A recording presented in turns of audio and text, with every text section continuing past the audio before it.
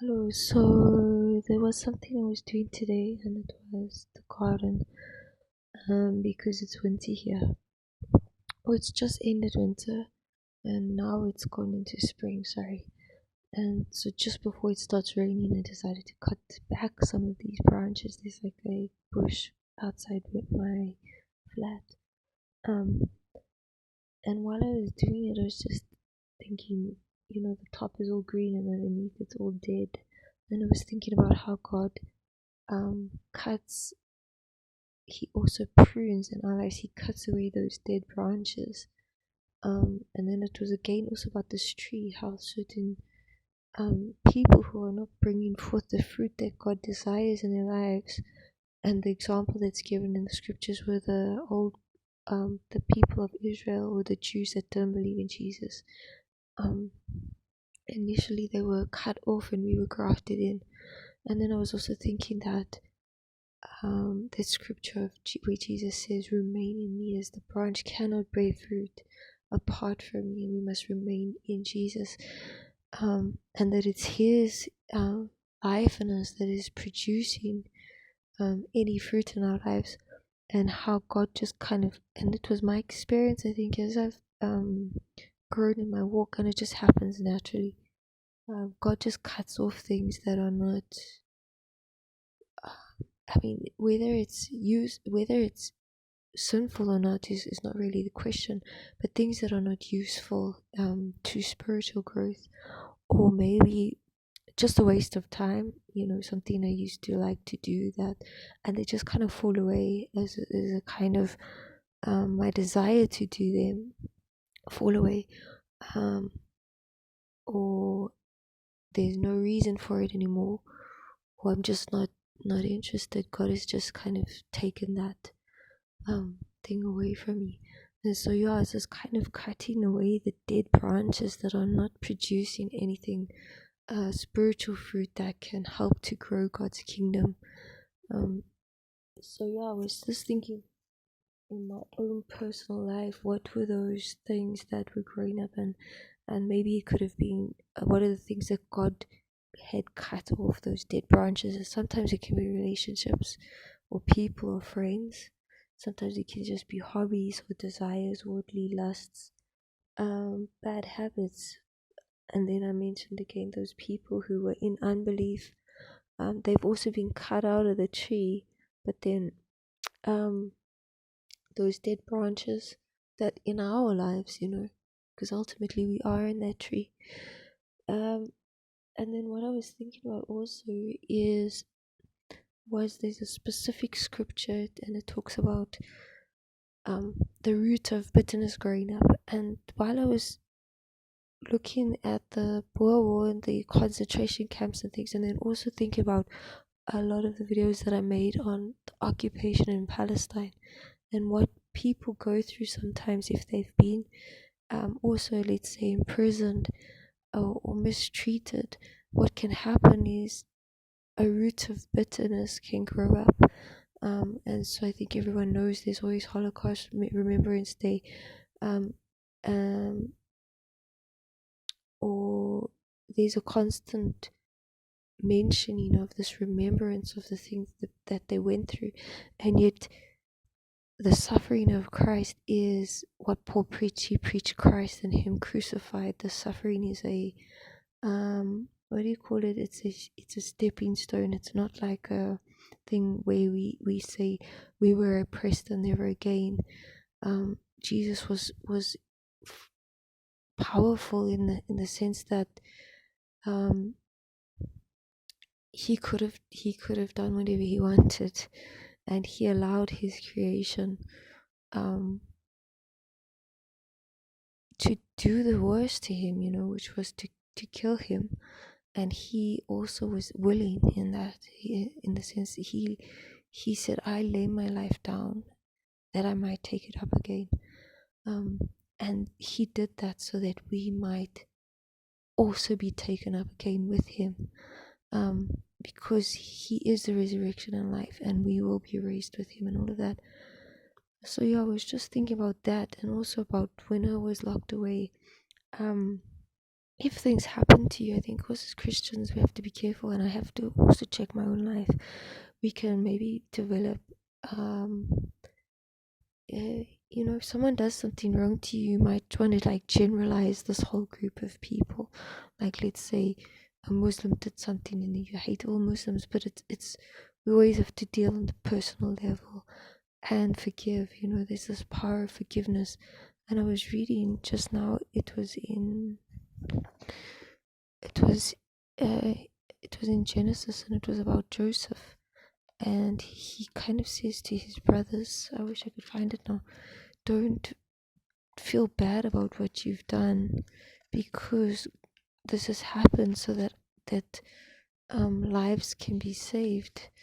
It's quite a really amazing verse, and I just wrote, it's written next to it, but I also highlighted it, forgiveness. And there's such a power of forgiveness, in the sense like forgiveness it just makes everything right. Whereas judgment and bitterness only seems to increase guilt and separation and hatred and things like that. And so this is that beautiful example where Jesus is on the cross and he forgives, and he did everything he did for the joy that was set before him, so that we can be with him. I already quoted that in the other videos. So this was the thing, he wanted us to be where he is, forever. He wants us to be, in that eternal home. So there was just some things in my own life I always have to watch out, for bitterness from things that might have happened, because it's so easy to just go into that side, just say I don't care about these people, and I have in the past viewed myself a little bit as having a bit of a Jonah character, where God is like, go and tell these people, and I'm like, but I don't want to, I just want to go in the opposite direction. And sometimes this is what happens, is God sends a big storm, and we have to be thrown overboard, swallowed by a fish and vomited up to go and do what God wanted us to do. And also, like, when I was thinking about cutting these branches today that was cutting off, I was thinking, I think this pruning can be the most at times it can be unpleasant. I think in my life it's almost like dead leaves falling off. It just kind of happens as the seasons change. But I think sometimes in the past I've also resisted some of the some of the direction in which God has been taking me, in that in my own Christian life he has, I suppose, been stripping me of everything to do with me, my self-sufficiency, my success in the world, um anything that could make me prideful. And then what happens is, like, I get bitter if someone is persecuting. Sometimes it can happen, like, it's not bitter, but you get hurt, and then you have to forgive. It's just, sometimes you have to constantly forgive. And when I'd hurt my back, it was also like a time where I don't know if anyone was praying, but I understand if you weren't. Sometimes I'm like that also, but I appreciate if you were. But Jesus is praying for us, if we are not praying for one another, he's still praying, which is also so wonderful to know. But when my back was painful, and I was just thinking, I had been kicked before, and then I'd fallen, and then someone moved the steps, so I was just like in the walls. And I was a bit worried, because when the last injury happened, I was struggling to walk a little bit. And I just thought, sure, this is quite a hectic. I didn't really know what would come of it, and I just had to wait until it healed. But it just made me think of Jesus carrying the cross, and how he suffered for our sin. and how grateful I was for the times I'd taken my health for granted, because I just had to kind of chill and do more quiet things. And every time I tried to do something, it get worse. So I was just like, okay, I'm just gonna have to let things be, and just trust God to heal it, and just let Him. Sometimes you can't always do what you want to do, especially, let's say, if you're sick or you're wounded or you're injured, or something has happened to you. You're subjected to your physical flesh and your body. And yeah, it's quite a humbling experience. I think it's sometimes God uses these things to help us, and maybe also just chafe off bad attitudes or ungratefulness, or maybe He just wants to spend time with us, and we've been so busy doing doing doing things instead of just hanging out with Him. And so He can also turn those hard times into blessings, where we just kind of can be with Him, and we're almost forced to stop, to read, to pray, to think, to be quiet. Yeah, so those were just some of the thoughts that I had today, some of the experiences that I've been through, and that's all I have to say about that. So I hope that's interesting, and maybe someone can relate to it, or someone is encouraged in something they're going through. Sometimes it's hard, we can't see past. Like when I was just sitting around, I just feel like, oh, I just want everything normal again. And you can feel like you get into this dark tunnel, um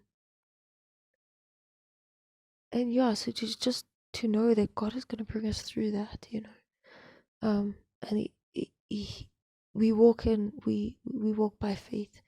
The world is a dark place, and yet He's going to be that light, and He is our light, and He's going to bring us through. So hang on, if anyone is going through anything, just hang on there, and